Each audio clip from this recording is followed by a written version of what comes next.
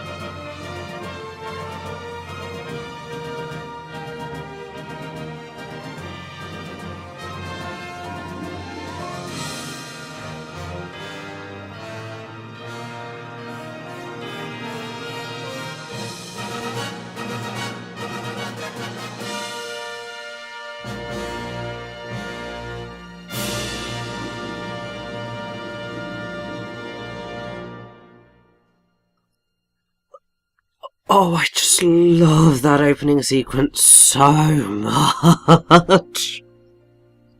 I think I remember when I first saw it, I think I actually teared up a little bit.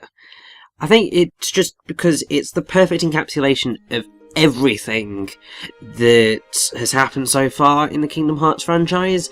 It's just a really beautiful, well put together piece, and it's just awesome. And I have to say also, the version of Dearly Beloved that is in Dream Drop Distance is absolutely stunning.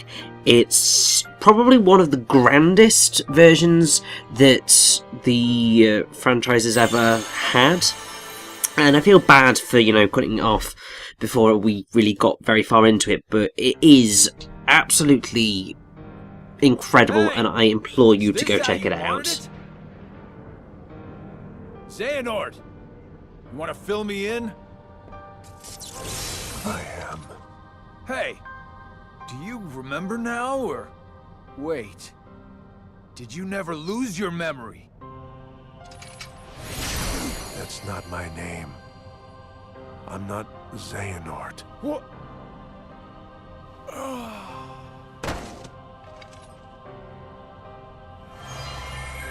My name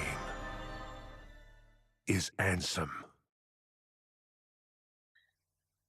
So yes, we get a lot of very intriguing plot developments throughout Dream Drop Distance. Who knows? Very intriguing to say the If we least. have to, we'll think of something else.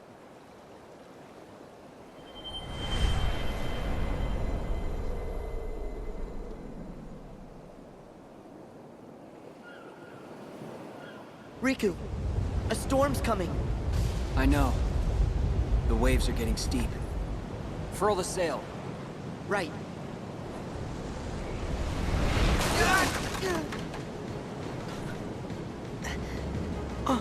Riku! I'm fine. What's that?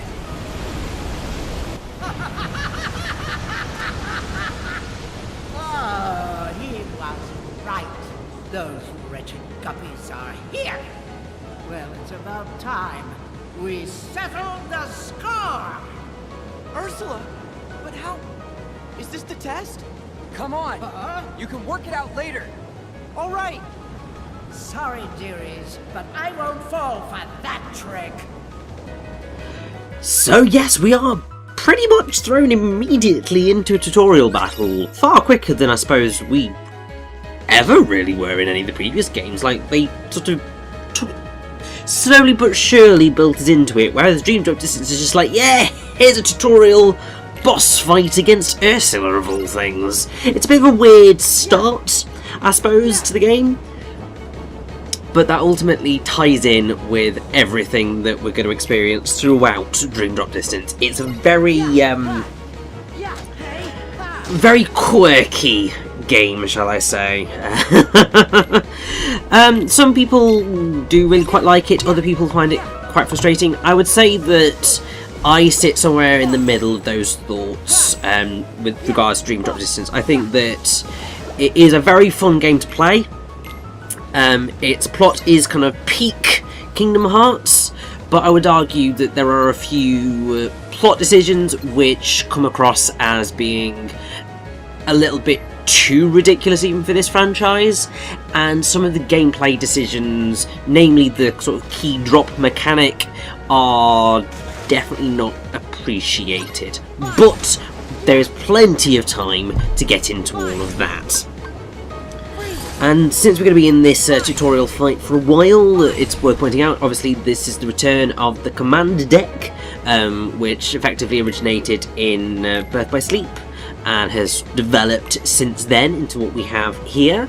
It's very effective, it's really quite awesome, it's sort of the perfect way of having this type of system on a handheld. Obviously this is not on a handheld, this is on the PS4, but the game originally came out on the 3DS all the way back in 2012. So actually the year where I went to university. Good God, that is a long time ago now. So yeah, it came out in Japan on March 29th, 2012, and then made its way to the EU, Australia and North America in July of 2012. So pretty quick turnaround in the grand scheme of things, which is always nice because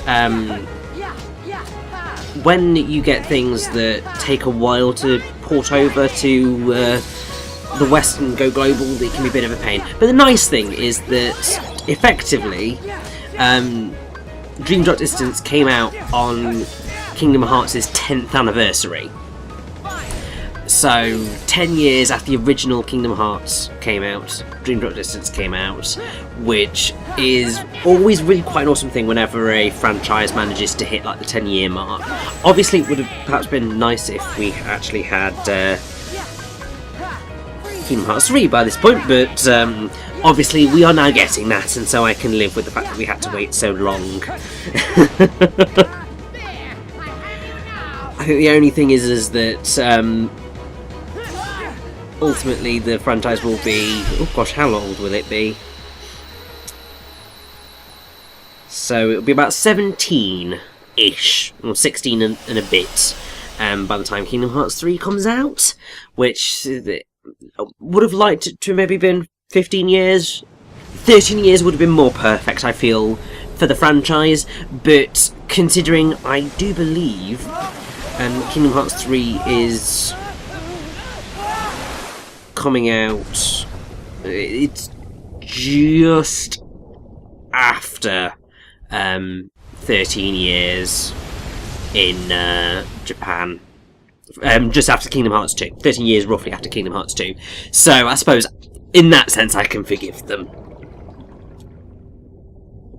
And oh well, no, actually it is going to be 13 years ish officially for the North America, Australia and the EU, because it's 2006. So yes, delightful. But yeah, this very weird opening is continuing, and there's going to be a lot of cutscenage. Just to forewarn you, I mean, you can already probably tell. But this is the weird-ass opening to Dream Drop Distance. The weirdness is only going to continue. And oh, look, it is. I haven't seen you in a while, mate. This world has been connected. Tied to the darkness. So yes, we will be watching all of the flashbacks that appear, and these fill in bits of the plot as we go along. It's a nice way of providing exposition dumps in my mind, but yes, this is why, well, what is happening in Kingdom Hearts Dream Drop Distance, so I suggest you listen and pay attention. The answer, he believed, would be found in the Keyblade War. What if the challenges of our past were in fact a map to the light and darkness that battles within us all? Xehanort had to know, so he renounced his duties as master and chose the Seeker's life. Since then, in many a guise, he has clashed with protectors of the light, Keyblade wielders like yourselves. And mark my words, he will trouble us yet again. We must be ready. Which is why you, Sora and Riku, are to be tested for the mark of a true Keyblade Master. No doubt you fancy yourselves masters already, but it takes years of training. Only a true master can teach you the proper way. Both of you are self-taught Keyblade wielders, an impressive feat. However, the time has come for you to let go of preconceived notions, forget what you know about the Keyblade, and begin your training again with a clean slate. Huh? But that's a formality, right? I already proved myself. Me and the King and Riku, we can take on anything. Right, Riku? I don't know. I think that in my heart, darkness still has a hold. Walking that path changed me. I'm not sure if I'm ready to wield a Keyblade. Maybe I do need to be tested. Riku. Then count me in. Put me through the test. Just watch. Me and Riku will pass with flying colors.